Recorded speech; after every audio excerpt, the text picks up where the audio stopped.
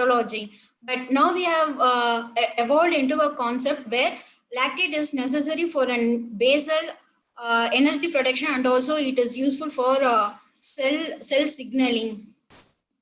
And so we have to know what is the normal range. So normal serum lactate level is 1 to 2.2 millimole per liter. It varies with different laboratory values, but the cutoff is 2 millimole per liter. So whenever the value is between 2 to 4, it is called as hyperlactemia, and the lactic acidosis is the term which can be used when the serum lactate is more than 4 millimole per liter. So why this lactate is so important is when we take patients who are in ICU. So those kind of patients, depending upon the initial lactate level and the rate at which the lactate is getting cleared, the probability of their survival rate depends upon this. For example, we can see a graph here where so the left hand side is having an initial lactate level, that is when the serum lactate is less than 2 millimole per liter, the mortality rate is 15%, whereas the same serum lactate is more than 4, the mortality rate is around 38%. In the same way, when we take the lactate clearance rate, that is, if the lactate is getting cleared to a normal range within 24 hours, the mortality rate is 4%. Suppose if the patient's lactate is coming down to a normal range within like more than 2 days, if it is taking more than 2 days, then we can see that the mortality rate in such patients is very high, that is 43%. That is why the serum lactate level is very important in ICU setting. Coming to the lactic acidosis, when we take the most common causes for this lactic acidosis is one is sepsis, and the other conditions like any conditions which can lead to shock syndrome like hypovolemia, cardiogenic shock, and septic shock. So what is the physiology of this lactate? From where it is coming? The source of lactate is two main things. One is glucose, the other one is alanine. So both this product is going to form an intermediate product called as pyruvate, which can form lactate. So this glucose can undergo two pathways. One is pentose phosphate pathway, the other one is glycolysis pathway.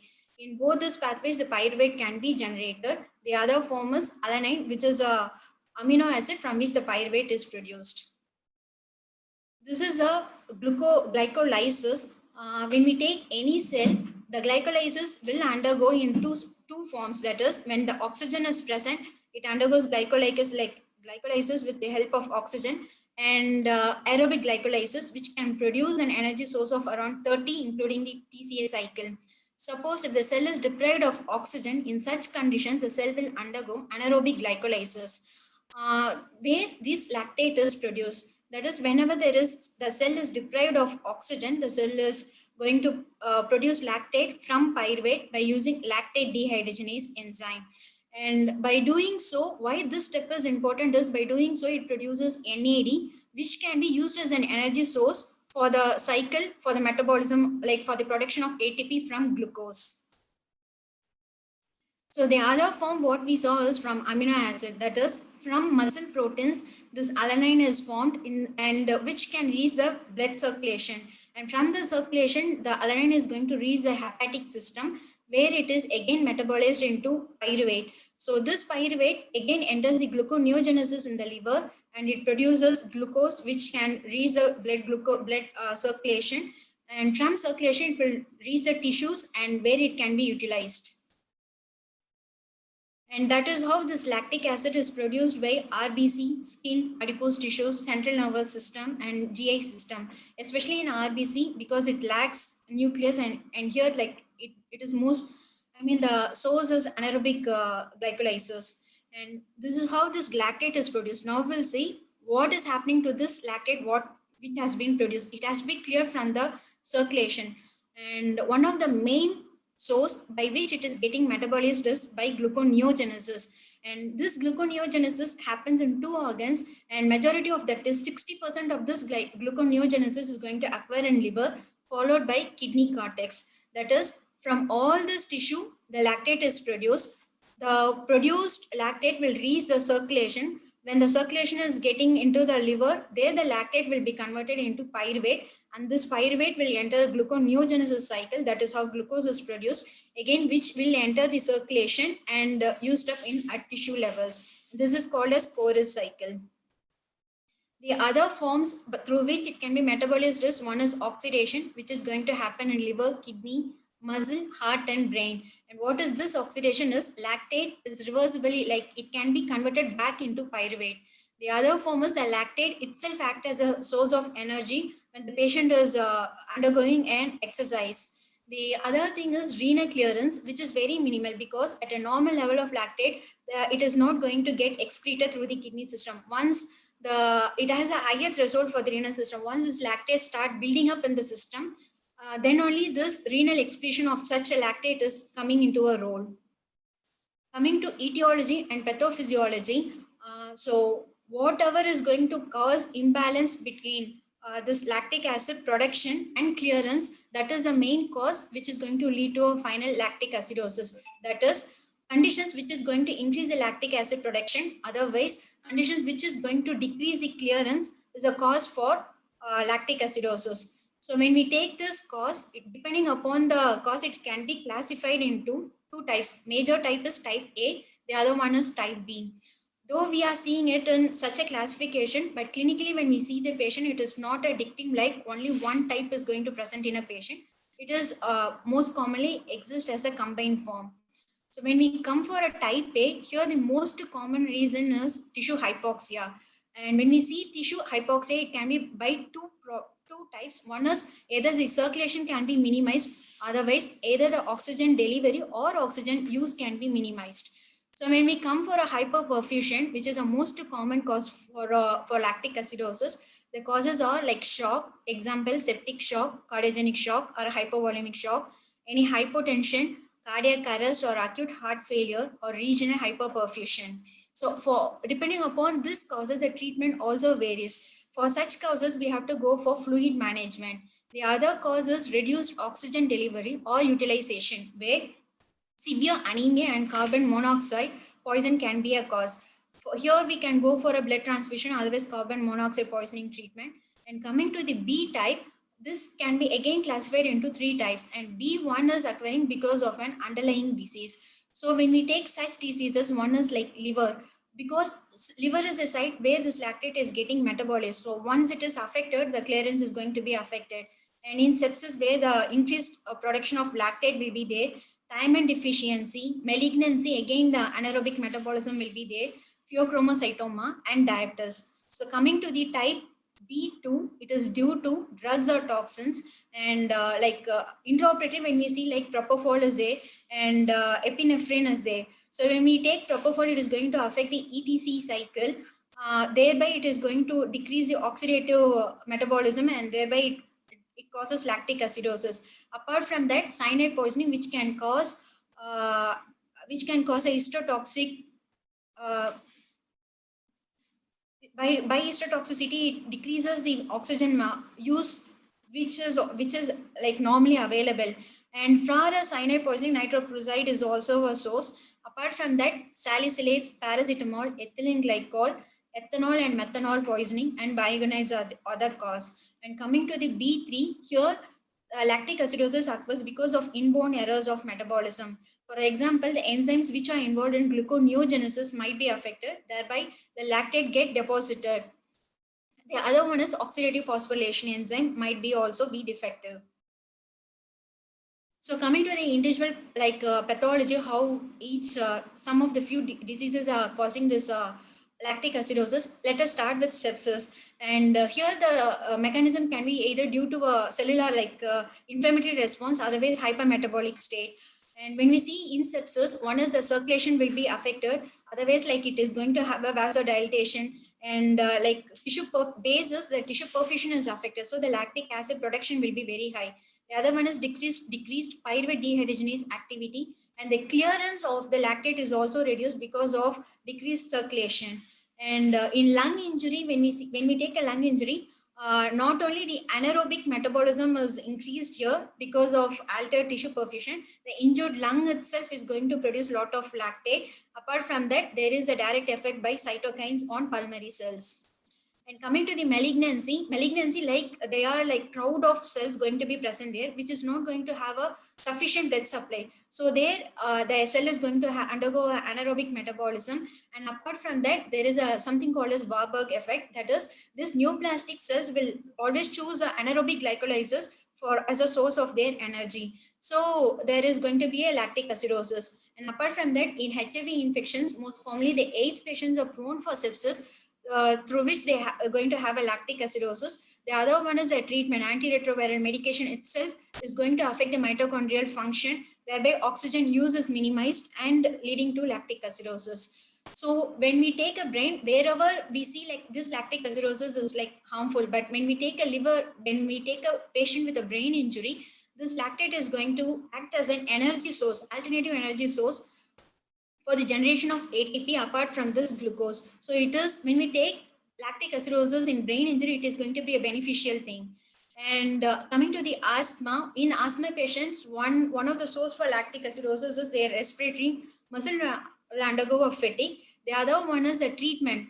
The treatment such as salbutamol, epinephrine is going to be a beta adrenergic receptor stimulation. So thereby they will increase the glycogenolysis and also gluconeogenesis, and also they increases the lipolysis, which will end up with hyperlactemia. And thiamine biotin deficiency, they are cofactors needed for conversion of this pyruvate to acetyl-CoA. If they are deficient, the pyruvate is going to build up and automatically it is going to be diverted to the lactate form. And coming to the alcohol, alcohol is a substance when it is going to be metabolized to acetaldehyde form. It competes with NAD. It competes with lactate for NAD. That is how the lactate metabolism is reduced, and this ethanol is this alcohol is getting converted into aldehyde. And coming for the management, first thing is we have to search for the source for what is the cause for this lactic acidosis. So when we see, the most common is like any acute sepsis, or whether the resuscitation what you have provided is adequate. Otherwise, any localized ischemia is there. Otherwise, like patient is going for any heart failure. All these causes must be looked out, and we have to search for the reason. Once we found out the primary disorder, our aim is going to be the treatment of this primary disorder.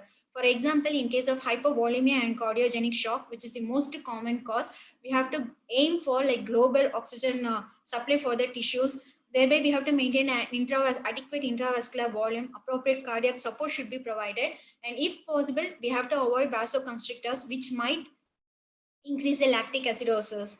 And in septic shock, we have to go for antibiotics. Ischemic gut, we have to go for early surgery. And status epilepticus, it is because of this muscle contraction. So we have to go for anticonvulsants. And salbutamol, like dose reduction itself is sufficient. And any cardiopulmonary bypass, we have to go for vasopressor. And for AIDS patient, where their treatment is a problem, we have to go for withdrawal of the therapy if the lactate level is more than 5 millimole per liter. And hypovolemia, since hypovolemia is a major cause, why it is a problem is, one is decreased circulation. That is, the oxygen delivery depends upon the cardiac output, regional blood flow, hemoglobin concentration, and partial pressure of the oxygen. One of the major important thing is here is cardiac output. So whenever this cardiac output is getting reduced, the perfusion of the tissue is going to be reduced, which is going to go for an anaerobic metabolism and increase the lactate production. The other one is, when there is a hypovolemia, the circulation to the liver is also going to be affected. So whatever lactate is produced will not be utilized. Thereby, there is a poor lactate clearance. So our aim will be a goal-directed fluid therapy to maintain an adequate fluid volume.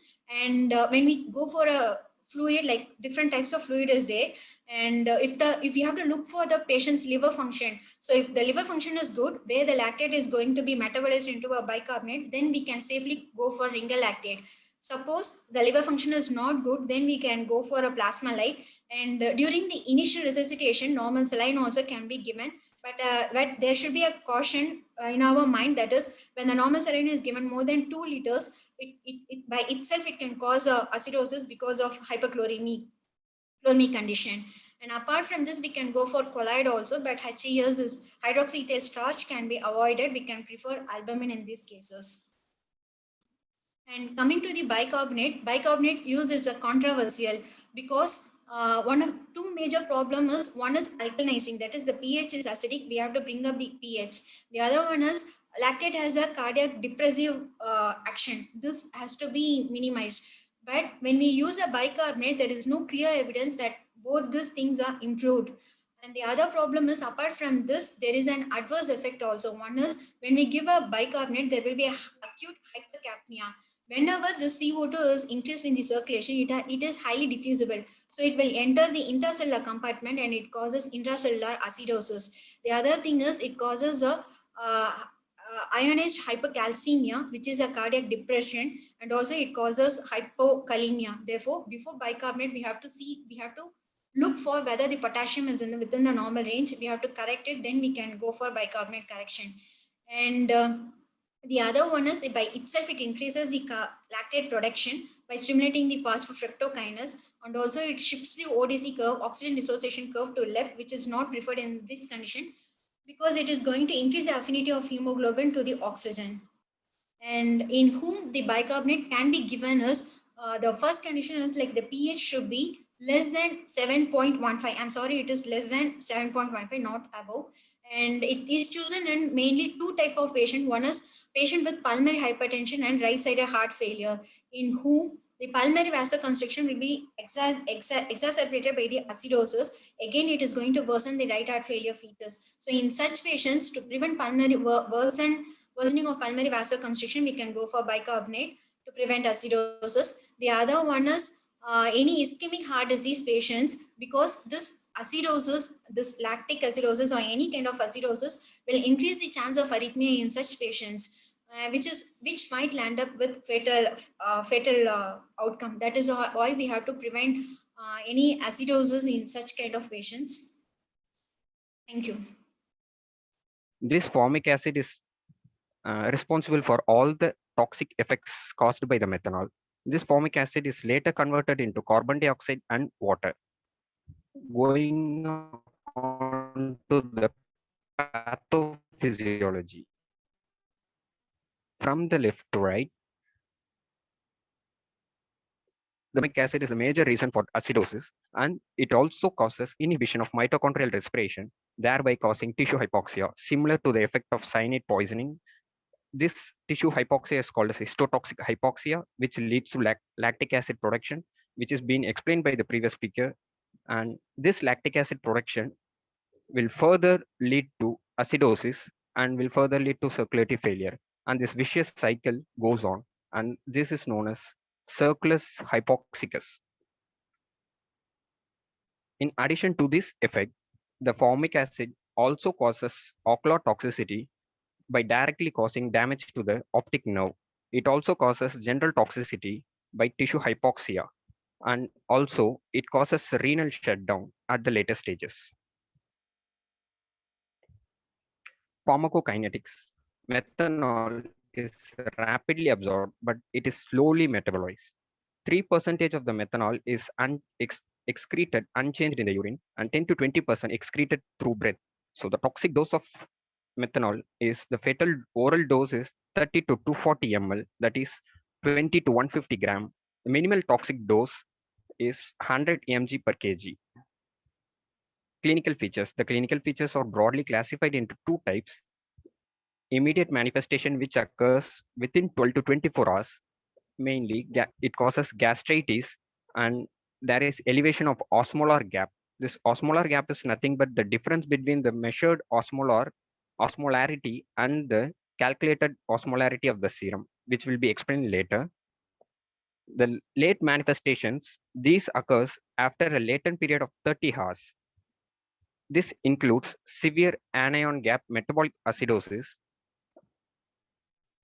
visual disturbances, which leads to blindness, seizure, Parkinsonism. These effects are mainly due to the formic acid, which causes hemorrhagic or non-hemorrhagic lesions in the putamen, which is seen in which is the nucleus of the basal ganglia, and leads to seizure and Parkinsonism. And muscle spasm, later it leads to coma and death. Diagnosis. This diagnosis is broadly classified into two types. One is diagnosis of the methanol poisoning and the diagnosis of the complications caused by methanol poisoning. First, going to see the diagnosis caused by methanol poisoning. Initially, the first thing to get raised is the osmolar gap. Normal osmolar gap is less than 10. This osmolar gap is calculated by using measured serum osmolarity minus calculated serum osmolarity. The calculated serum osmolarity is calculated using the formula 2 into sodium plus glucose divided by 18 plus urea divided by 2.8. Measured serum osmolarity, it varies depending on the patients. This measured serum osmolarity is calculated using a technique called freezing point depression method, in which the plasma of each patient is taken and it's frozen. The normal plasma freezing point is 1.86 degrees Celsius. Based on this measured serum osmolarity is being calculated. Then serum methanol level is calculated. If the serum methanol level is more than 20 milligram per deciliter, then it's called as methanol toxicity. If it is more than 40 milligram per deciliter, then severe toxicity. Serum formate level is also being calculated. Other investigations which leads to identification of the complications caused by methanol poisoning are serum electrolytes, blood urea and serum creatinine, serum osmolality, ABGR, serum lactate levels, and fundus examination. In fundus examination, there may be disc hyperemia, venous engorgement, and papilledema. Management. Management is first emergency management, which goes on like A, B, C, D, and E. A is securing the airway, B is maintenance of breathing, C is circulation, D is decontamination. Since this methanol poisoning is getting absorbed through skin and breathing, immediately when the patient arrives, we have to wipe the patient's body fully and remove all the clothings. Do not induce vomiting because this methanol is rapidly absorbed from our GIT. So do not induce vomiting or administer charcoal. We can use gastric aspiration using Ryle's tube, but it should be done within 30 minutes to 60 minutes of patient's arrival. And E is elimination. And treat the metabolic acidosis by giving soda bicarb at a rate of 1 to 2 milliequivalent per kg. This soda bicarb is given immediately because this soda bicarb acts with formic acid and acts as a buffer, and this inhibits the rapid absorption of formic acid. Triage protocol. In case of a suspected methanol poisoning, we have to do two basic investigations. One is anion gap and the other one is osmolar gap. If the anion gap is less than 20 and the osmolar gap is more than 25, then if there is evident metabolic acidosis, treat them with soda bicarb, or else go in for specific antidote and consider hemodialysis. If the anion gap is more than 20 and the osmolar gap is more than 25, treat them with soda bicarbonate, antidote, folinic acid, and also consider hemodialysis. If the anion gap is more than 20 and the osmolar gap is less than 25, treat them with soda bicarbonate, antidote, folinic acid, and consider hemodialysis if the visual disturbance is more evident. If the anion gap is less than 20 and the osmolar gap is less than 25, then the toxic effect is unlikely. So we can observe the patient and monitor the blood gases at a regular interval. Specific drugs and their antidotes. Fomepizole, it is a specific antidote for methanol. It inhibits the alcohol dehydrogenase enzyme, thereby inhibiting the conversion of methanol to formaldehyde. The loading dose of fomepizole is 15 milligram per kg IV infusion, followed by 10 milligram per kg IV 12 hourly for 4 doses. And if the response is not adequate, then we can increase the dose to 15 milligram per kg 12 hours apart. Second specific drug is ethanol. Ethanol acts by saturation of alcohol dehydrogenase because ethanol undergoes metabolism by the similar enzyme alcohol dehydrogenase, hence making the alcohol dehydrogenase not available for conversion of methanol to formaldehyde. The doses of methanol are 600 mg per kg IV, followed by maintenance dose of 65 to 155 mg per kg. Through oral or via NG tube, the loading dose is 1.8 ml per kg of 43% ethanol, followed by maintenance dose of 0.2 to 0.4 ml per kg per hour of 43% of ethanol. The intravenous dose, we have to use 10% ethanol, 8 to 10 ml per kg for 10 minutes, followed by 1.5 ml per kg per hour to produce a blood concentration level of 100 to 150 mg per deciliter. It should be continued till the serum methanol level becomes less than 10 milligram per 100 ml or the format level becomes less than 1.2 milligram per deciliter. This therapy is indicated in patients who are with history of methanol ingestion when the serum methanol levels are not immediately available, and if the osmolar gap is more than 10 milliosmol per liter, if there is severe metabolic acidosis and the methanol blood concentration is more than 20 milligram per deciliter. Folinic acid can also be given. This folinic acid acts by converting the format to water and carbon dioxide. The dosage of folinic acid is 50 milligram IV every 4 hours. Hemodialysis. This is the last resort. This removes the methanol. It reduces the half-life of the methanol to 3 to 6 hours, and also it removes the format. So it should be continued until the methanol concentration is less than 20 milligram per deciliter. Some of the indications for hemodialysis are if the pH is less than 7.10 and if the pH is less than 7.3 despite soda bicarb therapy, if there is rise in serum creatinine by 90 millimole per liter, and if the serum methanol level is more than 50 milligram per deciliter, and if there is obvious visual abnormalities and the osmolar gap is more than 10 milliosmol per liter. Thank you. Thank you, Dr.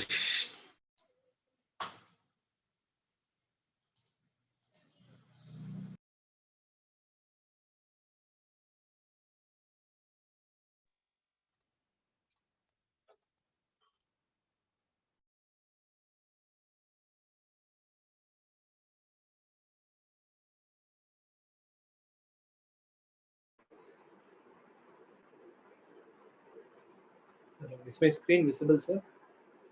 Yeah, it is visible, doctor. You can proceed. I am MR Karthik, final year postgraduate from MMC. I will be discussing about diabetic ketoacidosis. As we all know, diabetic ketoacidosis is a state of absolute or relative insulin deficiency aggravated by ensuing hyperglycemia, dehydration, and acidosis, producing derangements in the intermediary metabolism, and it requires emergency treatment.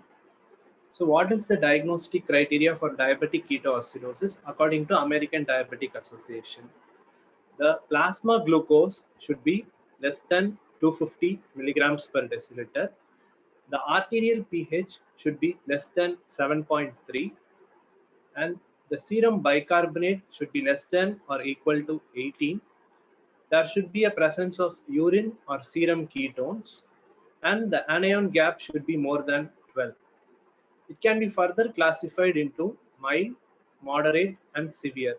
If in all the three conditions, the plasma glucose is more than 250 milligrams per deciliter. In case of mild, the arterial pH is between 7.25 to 7.30. In moderate, the arterial pH is between 7 to 7.25. In severe, the arterial pH is less than 7. The serum bicarbonate is between 15 to 18 in mild. In moderate, it is between 10 to 15, and in severe, it is less than 10. The urine ketones is 1 to 3 plus. In moderate, it is 3 to 4 plus, and in severe, it is also 3 to 4 plus. There should be presence of positive serum ketone in all the three conditions. The anion gap is more than 10 in mild, more than 12 in moderate, and more than 12 in severe. So what is the pathogenesis of ketoacidosis? First, if there is an absolute insulin deficiency, the glucose cannot be transported into the cell and produce energy. So what happens? in case of an insulin deficiency, there will be a decreased glucose utilization, and the other forms will be utilized to produce energy. For example, there will be lipolysis, which will lead to increased free fatty acid mobilization to liver, which will result in ketogenesis and decreasing alkali reserve, and ultimately leading to ketoacidosis. When there is an increase in counter-regulatory hormones like glucagon, catecholamines, and cortisol, there will be an increased proteolysis where the amino acids will act as a substrates for the production of glucose, which will lead to increase in gluconeogenesis and increased glycogenolysis, ultimately leading to hyperglycemia. What happens when there is hyperglycemia? There will be glycosuria. And due to osmotic diuresis, there is loss of water and electrolytes, ultimately leading to dehydration and impaired renal function. So there is a absolute insulin deficiency, an increase in counter-regulatory hormones, poor glucose utilization, mobilization of fat and amino acids, leading to increased gluconeogenesis, increased glycogenolysis, and ultimately hyperglycemia. And due to increase in keto acids, there is ketoacidosis. So DKA is a triad of hyperglycemia and ketoacidosis. So what are the precipitating conditions for diabetic ketoacidosis? The important precipitating condition is insufficient insulin. There is a non-adherence to insulin therapy because of low income, poor education, no health insurance, and psychological issues. And it may be a new onset diabetes in both type 1 and type 2. Or there can be an insulin resistance because of infections like pneumonia, urinary tract infections, and sepsis. Infection is the most common cause for DKA in India, accounting to 35%. The other medical illnesses like myocardial infarction, stroke, pancreatitis, and surgery may also lead to insulin resistance. Some of the medications like corticosteroids, sympathomimetic drugs, and second generation antipsychotics like clozapine, olanzapine, and others. What these antipsychotics do is that they will promote weight gain in the patients, ultimately leading to insulin resistance. So, what are the clinical features of diabetic ketoacidosis? If it is a mild diabetic ketoacidosis, the patient will present with polyuria, polydipsia, polyphagia, and weight loss. In case of moderate to severe conditions, there will be an abdominal pain, vomiting, dehydration, weakness, altered mental status, and coma, and there will be a fruity odor because acetone is rapidly volatile and it is present in the breath. The other causes of abdominal pain should be ruled out before coming to a conclusion of DKA, and there can be the signs like increased skin turgor, Kussmaul's respiration, tachycardia, and hypotension. Hypothermia may be present, but the important thing to note is that in these patients, if the body temperature is even normal, it may signal an infection. So what are the steps in the management of DKA? One is IV fluids, insulin therapy, bicarb therapy, and electrolyte management. What are the typical deficits that are present in a DKA patient? There will be a depletion of 6 liters of total water, and which is approximately equal to 100 ml per kg. And there is a decrease in sodium, chloride, potassium, phosphate, magnesium, and calcium. So once a patient with a DKA comes to the emergency department, how should we approach a patient?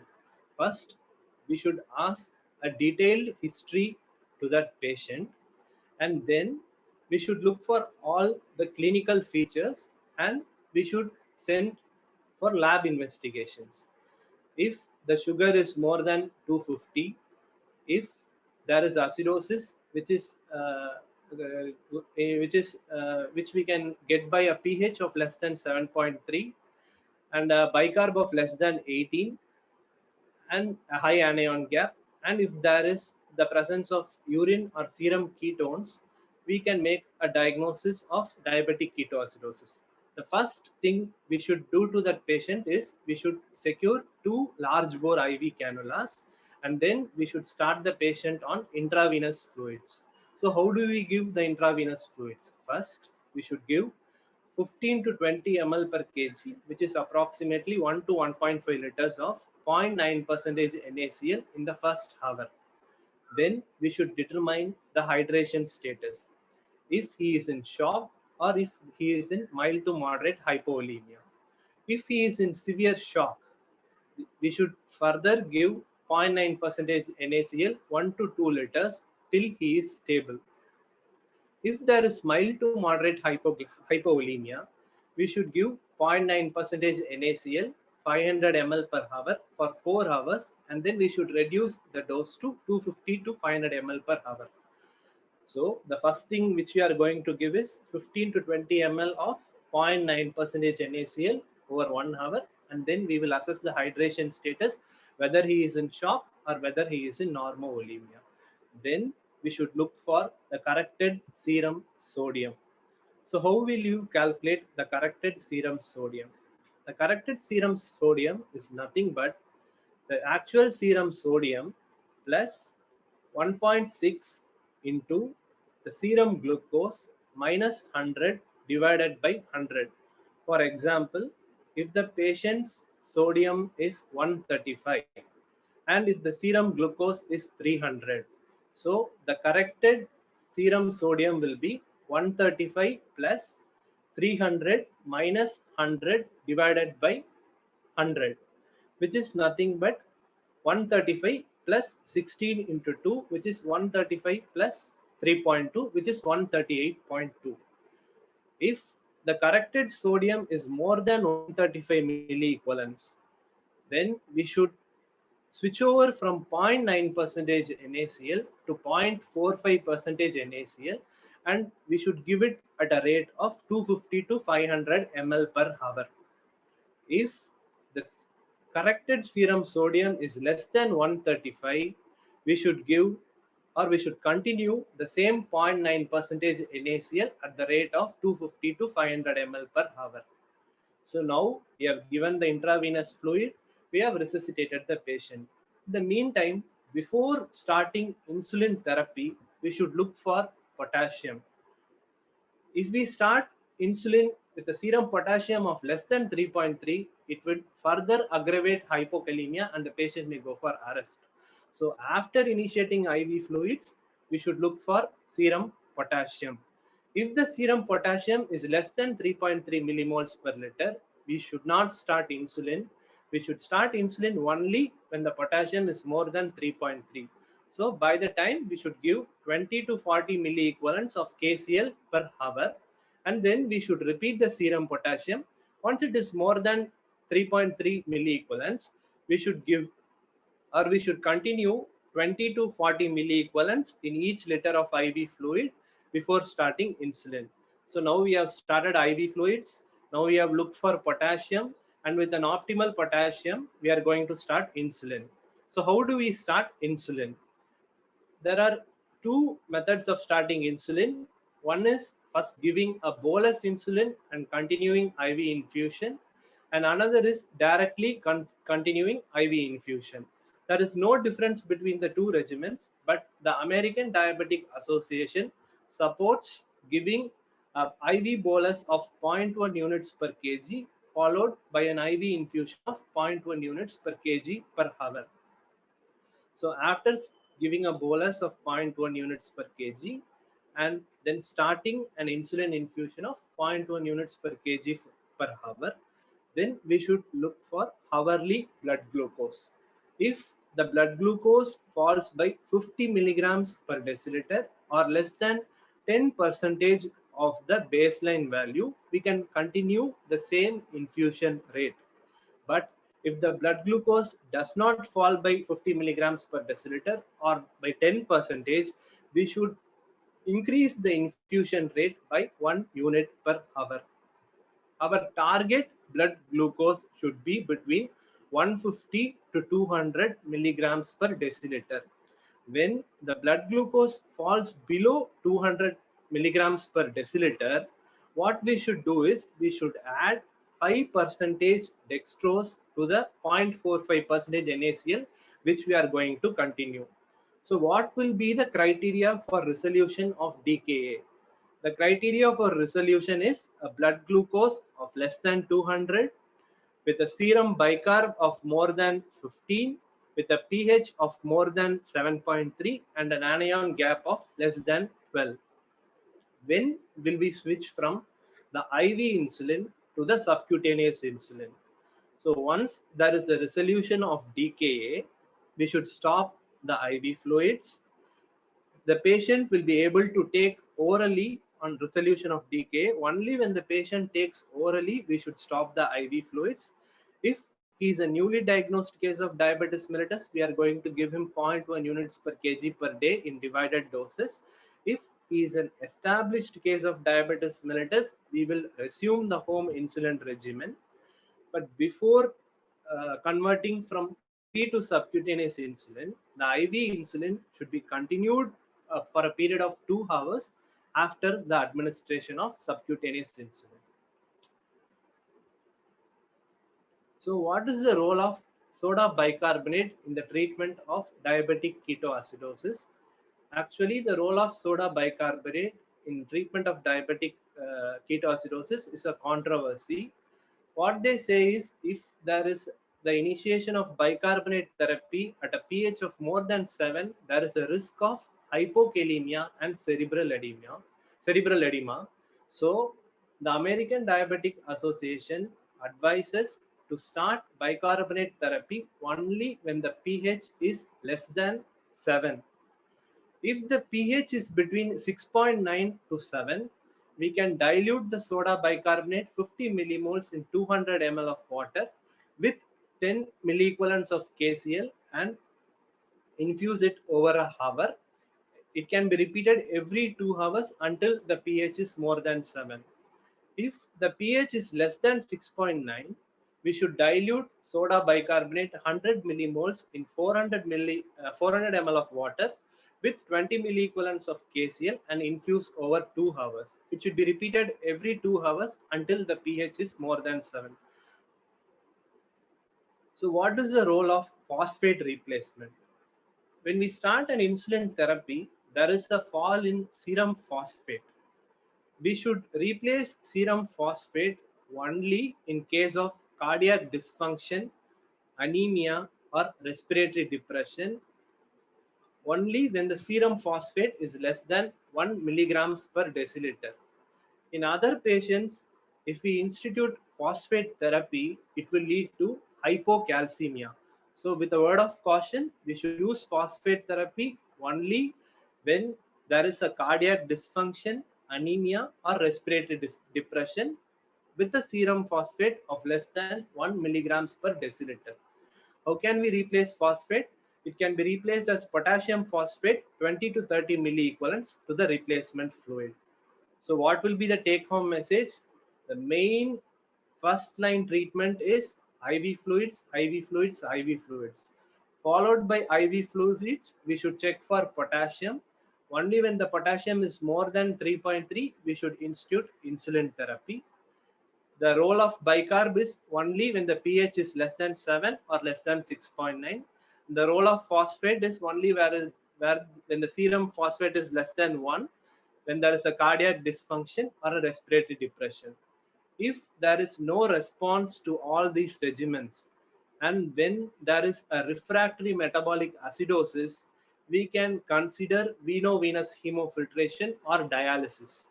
If the patient is hemodynamically unstable, then we can consider peritoneal dialysis. So what are the complications of DKA?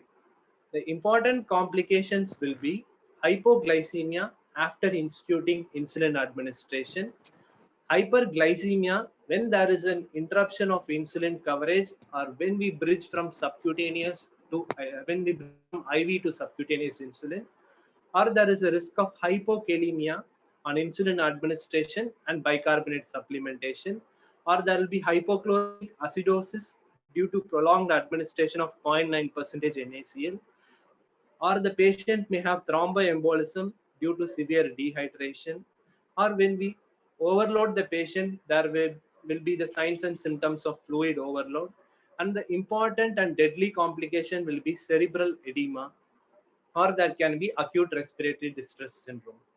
So the important complications will be cerebral edema, thromboembolism, and iatrogenically hypoglycemia, fluid overload, hypokalemia.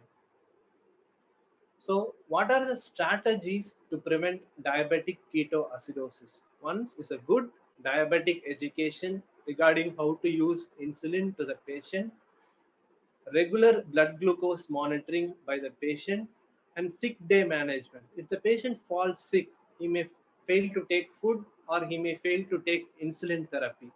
In those cases, we should try to reduce the dose of insulin in such patient. We should educate the patient regarding how to reduce the dosage of insulin. We should give the guidelines to the patient regarding when to seek medical attention. And if the patient is a high risk patient, he should get admitted straight away. So what are the pitfalls in DKA? The plasma glucose is not always high in a patient of DKA. Sometimes a patient with DKA can present with sugars of less than 300. In certain conditions like impaired gluconeogenesis, which may be due to a liver disease, alcohol ingestion, prolonged fasting, or insulin-independent high glucose in such as pregnancy, or chronic poor control by taking insulin. So what are the things which we should know about the ketones? The ketones in urine may be negative in a case of DKA. Why so? Because the main three ketones that are found in a patient of DKA are beta hydroxybutyrate, acetone, and acetoacetate.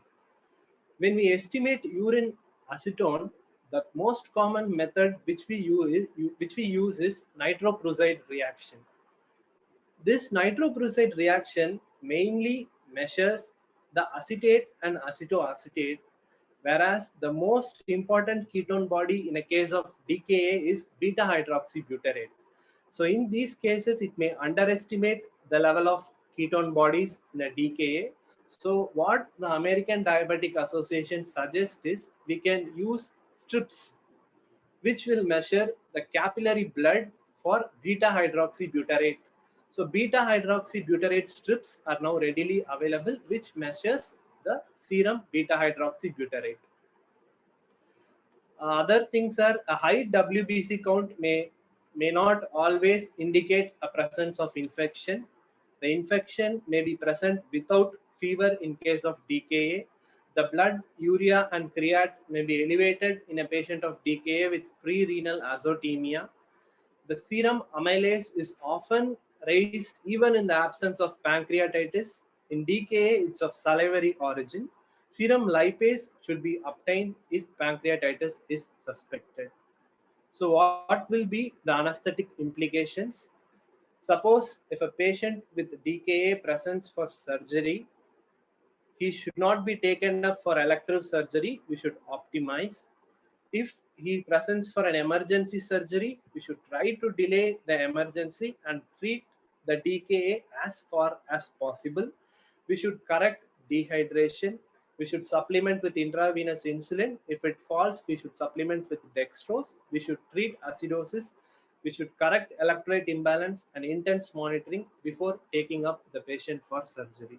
Thank you. Thank you, Dr. Karthik, for a very excellent presentation. Now, I think participants can ask Dr. Karthik or Dr. Sumita.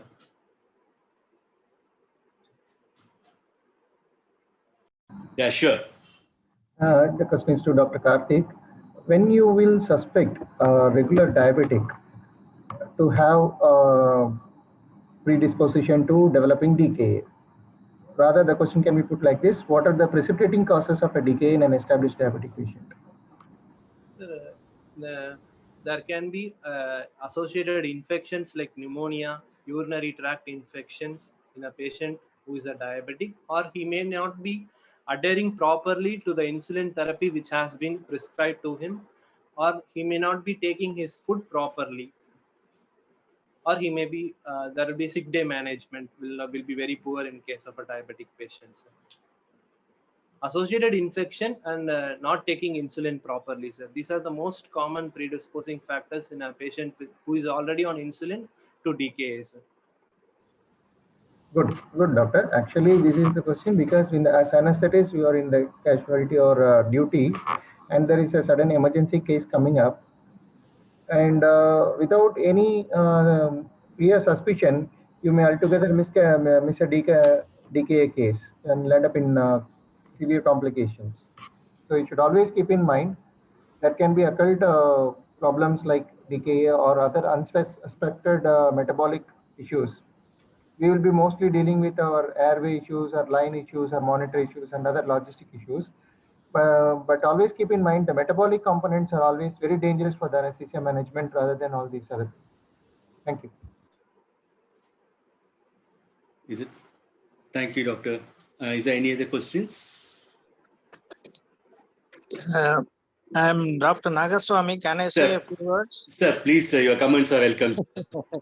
Sorry, not comments actually. See, there has been a question going on for a long time as sodium normal saline, 0.9% normal saline by itself can cause hyperchloremic metabolic acidosis. And yes, so how we are justified in first correcting the dehydration using this? And second question is, which particular insulin? Nowadays we have ultra short acting insulins like insulin analog preparations. So in a case of emergency, is it better to use them rather than the conventional Actrapid or the plain insulin? And third question is, euglycemic decay is also the common thing which is coming up now in a large way. So can you enlighten on all those things, please? Dr. Karthik? Sir, the patient will DKA will present as a case of pseudo hyponatremia, sir. So in order to correct that, we'll start the patient with 0.9% NaCl. After instituting NaCl, we'll look for the corrected serum sodium, sir. When it is less than 135 or it is normal, we'll switch over from 0.9% NaCl to 0.45% NaCl. If still the sodium is less than 135, now we'll continue with 0.9% NaCl, sir. Regular insulin is but preferred. If the sodium gets corrected, why not we switch over to ringer lactate or ringer acetate? Why should you continue with 0.045% saline? And that will help in correction of potassium also. Most of the times you will get the potassium value will be definitely high if acidosis is severe. Yes, so the question of having a low potassium right from the beginning, as you said, is a very rare scenario. Do you agree or not? Yes, sir. Sir. So have you tried to, can you try to find out any references for usage of insulin analogs in the and present it in the next class, please? Yes, sir. Okay. Thank and read about euglycemic decay also. Thank you. Dr. Karthi will present in the next class all the 3 questions Sir has asked. Sir, any other comments? Thank you. Nice, good. Okay. In case there are no other questions, we'll meet next Saturday. And one more just comment about yes, sir. Sumita. Yes. She repeatedly is saying glycolysis is anaerobic pathway. See, the glucose metabolism actually happens in 3 phases. One is the glycolysis, second is the Krebs citric acid cycle, and third is the mitochondrial oxidative phosphorylation. So the Krebs citric acid cycle and oxidative phosphorylation only utilize oxygen. The cytosol glycolysis does not require oxygen. So to term the entire process of glucose metabolism requiring oxygen or aerobic is wrong. So she should always say that glycolysis is primarily anaerobic because nature has made it that you can utilize it in a faster way, even in the absence of oxygen. Thank you. Thank you, sir. So next class will be on next Saturday. That will be on metabolic alkalosis, and we'll be discussing 2 topics on metabolic alkalosis. So thank you everyone for attending. Thank you so much.